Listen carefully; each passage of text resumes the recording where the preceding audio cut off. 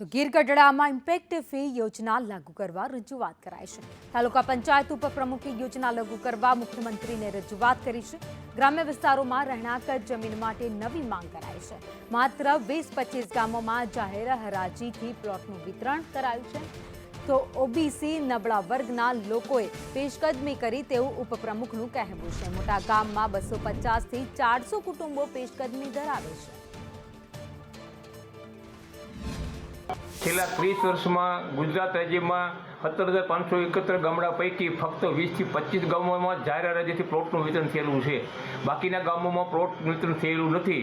1995થી આજ સુધીમાં વસ્તી વધી છે, તેને રહેણાંકની સમસ્યા છે, એટલે જે લોકોએ પેશકદમી કર્યું હોય ગામડામાં રહેણાંક વિસ્તારમાં અને નડતર કરતાં પેશકદમી ન હોય તેની ઇમ્પેક્ટ ફી લઈ અને રેગ્યુલર કરવા માગણી કરી છે। કારણ કે નગરપાલિકા અને મહાનગરપાલિકામાં સરકારશ્રીએ આવો નિર્ણય અગાઉ કરેલો છે, એનો આવો નિર્ણય ગ્રામ્ય વિસ્તારો કરે એવી અમારી માગણી છે।